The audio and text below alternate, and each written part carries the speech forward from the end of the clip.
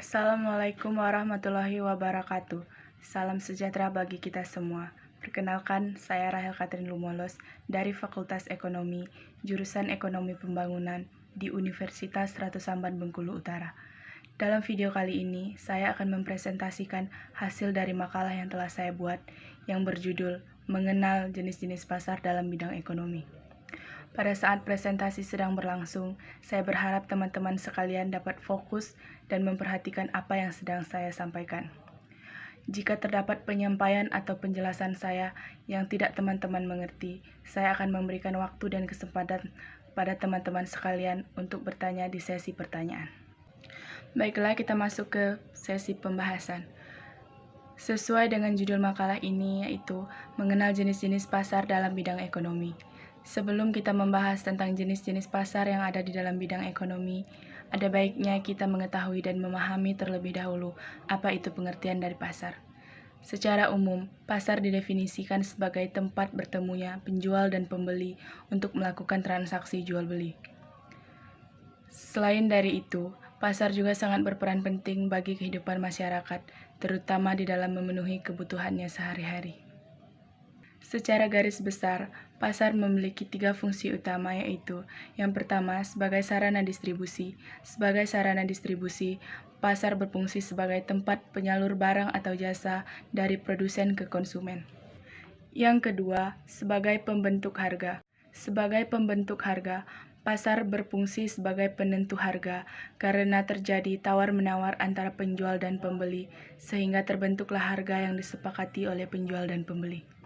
Yang ketiga, sebagai sarana promosi. Sebagai sarana promosi, pasar berfungsi sebagai tempat produsen atau penjual untuk menawarkan barang yang mereka produksi kepada konsumen atau pembeli. Setelah mengetahui pengertian dan fungsi pasar, kita akan membahas tentang jenis-jenis pasar yang ada di dalam bidang ekonomi. Ada 5 jenis pasar yang akan saya bahas di dalam presentasi kali ini, yaitu yang pertama, pasar monopoli. Pasar monopoli adalah pasar yang terdapat banyak sekali konsumen, namun hanya ada satu produsen, sehingga mengakibatkan tingginya harga jual suatu barang atau jasa. Pasar monopoli memiliki ciri-ciri sebagai berikut, yaitu yang pertama, hanya terdapat satu produsen. Yang kedua, produsen menjadi penentu harga. Yang ketiga, barang yang dijual tidak substitusi atau tidak dapat digantikan. Contohnya adalah Pertamina. Yang kedua, ada pasar persaingan sempurna. Pasar persaingan sempurna adalah pasar yang di dalamnya terjadi transaksi dalam bentuk penawaran, serta barang yang ditawarkan bersifat homogen atau bisa disebut sama. Ciri-ciri pasar persaingan sempurna adalah yang pertama, terdapat banyak penjual dan pembeli. Yang kedua, barang yang dijual relatif sama. Yang ketiga, penjual dan pembeli memiliki pengetahuan yang baik tentang pasar. Contohnya adalah pasar buah dan pasar sayur. Yang ketiga, ada pasar monopolistik. Pasar monopolistik adalah pasar yang memiliki semua unsur, mulai dari produksi, distribusi, hingga unsur konsumen. Di pasar ini, produsen menawarkan barang dalam bentuk yang sama, namun memiliki kualitas yang berbeda. Ciri-ciri dari pasar monopolistik adalah yang pertama, terdapat penjual yang sangat banyak. Yang kedua, barang yang diproduksi bersifat yang berbeda. Yang ketiga, promosi dan pemasaran harus selalu ditingkatkan. Contohnya adalah industri sampo dan sepatu. Yang keempat, ada pasar oligopoli. Pasar oligopoli merupakan pasar persaingan tidak sempurna karena terdapat jumlah produsen dan penjual yang tidak sebanding, serta promosi dan pemasaran produk harus selalu ditingkatkan. Ciri-ciri pasar oligopoli adalah produk yang diproduksi dapat saling menggantikan. Yang kedua, harga produk hampir sama. Dan yang ketiga, produsen baru sulit untuk masuk.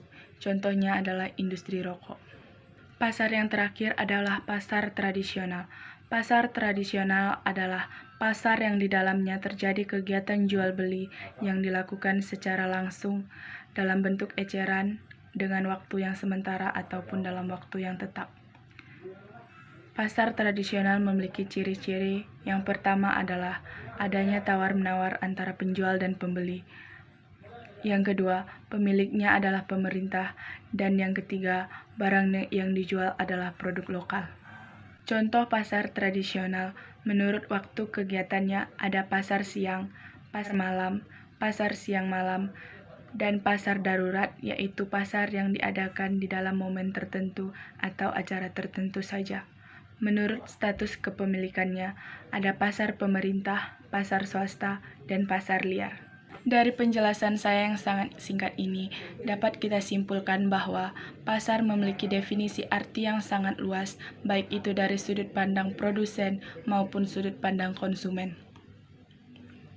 Di dalam bidang jenisnya pun, pasar memiliki definisi arti yang berbeda, sehingga mengakibatkan adanya tingkat harga dan kualitas barang yang berbeda-beda.